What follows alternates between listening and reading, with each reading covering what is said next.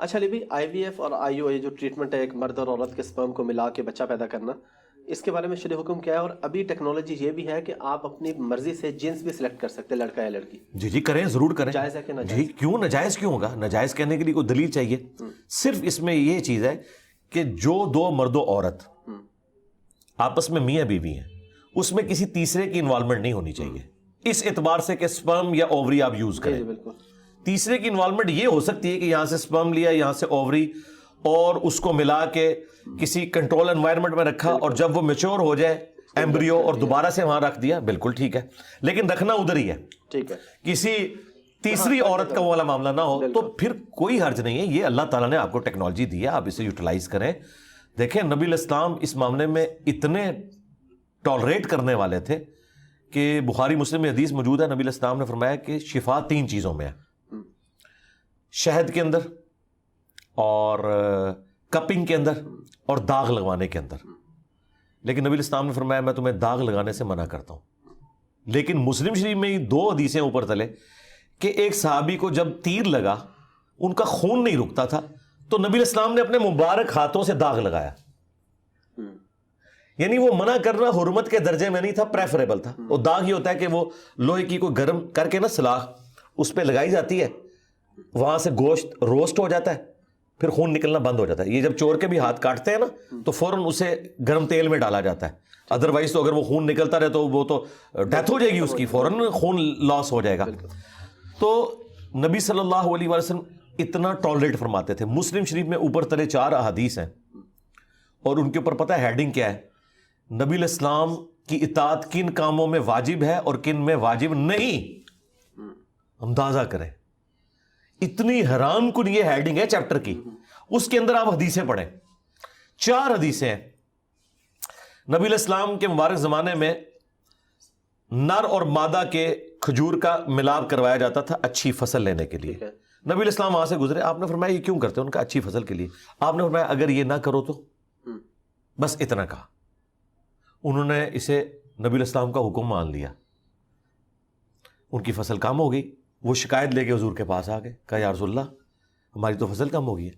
آپ نے فرمایا کہ میں نے تمہیں کو منع تو نہیں کیا تھا، اگر میں اللہ کے حوالے سے کوئی دین کی بات بتاؤں وہ لیا کرو، لیکن اگر میں تمہارے دنیاوی کام میں تمہیں کو مشورہ دوں تو وَأَنْتُمْ أَعْلَمُ بِأَمْرِ دُنْيَاكُمْ، تم دنیا کے کاموں کو مجھ سے بہتر جانتے ہو. ایڈا جگڑا چاہیے گل کرنے واسطے سرکار. بے شک اتنے مولوی نو مسئلہ نہ پتا ہوئے تو جھوٹا مسئلہ بنا کے دس دینا ہے. اور ہمارے پروفٹ وہ ہیں جو یہ کہہ رہے ہیں کہ دنیا کے کاموں کو تم مجھ سے بہتر سمجھتے ہو. اس لیے اس کے اوپر باب باندھا گیا کہ کن کاموں میں نبی الاسلام کی آپ نے اطاعت واجب ہے، کس میں نہیں ہے. یعنی آپ دنیاوی امور میں کوئی بات کریں، ظاہر نبی الاسلام کا تو ایکسپیرینس نہیں ہے، آپ کا ایکسپیرینس تو بھیڑ بکریاں چرانے میں، ٹھیک ہے. لیکن جو آپ نے اپنے ایکسپیرینس میں چیز نہیں لائی ہوئی اور دوسرے کو ایکسپیرینس ہے، تو نبی الاسلام کوئی اور محسوس نہیں کرتے تھے اس بارے میں کہ اپنے نالج کو آپ انہانس کریں اس سے، اور پھر ان معاملات کو ڈسکس کر کے. آپ دیکھیں حضرت سلمان نے فارسی سے مشورہ کیا ہے، انہوں نے خندق کھودنے کا مشورہ دیا. جی جی بے شک. تو نبی الاسلام کوئی نیچے ہو گیا اس کی وجہ سے؟ آپ مشورہ کرتے تھے صحابہ کرام سے کہ بتاؤ ہمیں کیا اب کرنا ہے، اس معاملے میں کیا کرنا چاہیے. تو لیڈر وہ ہوتا ہے جو اپنی لیڈرشپ کو سائڈ پہ رکھتے ہوئے ان معاملات میں اپنے ساتھیوں کو ساتھ لے کے چلے. اور قرآن میں ہے نبی الاسلام کو اللہ تعالیٰ نے حکم دیا، غزوہ احد کے موقع پر صحابہ کے غلط مشورے کی وجہ سے یہ فتح شکست میں بدلی تھی. نبی الاسلام کی مرضی نہیں تھی کہ مدینے سے نکل کے دفاع کیا جائے، لیکن وہ پرجوش تھے، حضور نے کہا ٹھیک ہے اکثریت کی رائے ہے یہ. اس کے باوجود پلس وہ جو 50 تیر اندازوں کو بخاری میں آتا ہے، نبی الاسلام فرمایا تھا کہ چیل کوے ہمارا گوشت بھی اٹھائے نا، تم نے نہیں یہ درہ چھوڑنا. اس سے زیادہ کوئی سمجھا سکتا تھا، لیکن پھر بھی انہوں نے درہ چھوڑ دیا. 15 رہ گئے، 35 نے چھوڑ دیا. اور وہ خالد بن ولید نے پیچھے سے آگے حملہ کیا، حضور کے بھی داں شہید ہو گئے، آپ کی شہادت کی خبر مشہور ہوگی. کتنا غصہ ہوگا نبی الاسلام کو کہ ایک فتح شکست میں بدل گئی. قرآن میں اللہ تعالیٰ نے 60 آیات میں سرزنش کی صحابہ کرام کی، پھر معاف کیا. اور پھر نبی الاسلام کو کہا کہ آپ اگر تند مزاج ہوتے نا تو یہ ساتھی آپ سے کب سے الگ ہو جاتے. یہ آپ کی نرمی ہے، اور یہ اللہ کا فضل ہے کہ آپ نرم ہیں اپنے ساتھیوں کے حق میں.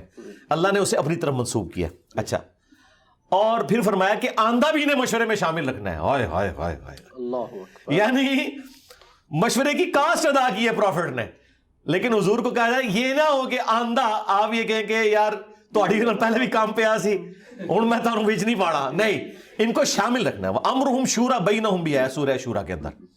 تو ایک بڑی نارمل لائف, نبی علیہ السلام کی کامیابی ہے ہی ہے کہ آپ نے بڑی نارمل لائف گزاری ہے, اور آپ کے ساتھی بھی آپ کے بعد وہ نارمل لائف جب تک گزارتے رہے ہیں تو اسلام اور مسلمانوں کا گراف اوپر گیا.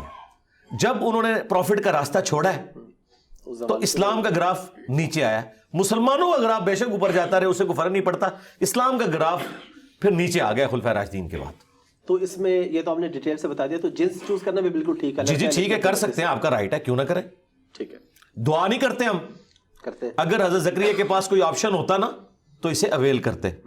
انہوں نے بیٹا مانگا ہے, اولاد یعقوب کا وارث, ٹیمپل آف سلیمان میں اسے وہاں پر ایک آج کے اعتبار سے سمجھ لیں کہ گدی نشین اس خانقاہ کا, جہاں توحید کی وہ بات کرے. حضرت عیسیٰ ابن مریم کی تصدیق کرنے والے تھے وہ, تو بیٹا مانگ کے لیے نا, یہ آپ کا رائٹ ہے, آپ کریں. اللہ تعالیٰ نے آپ کو ریسورسز دیے ہیں تو ضرور کریں, ضرور کریں.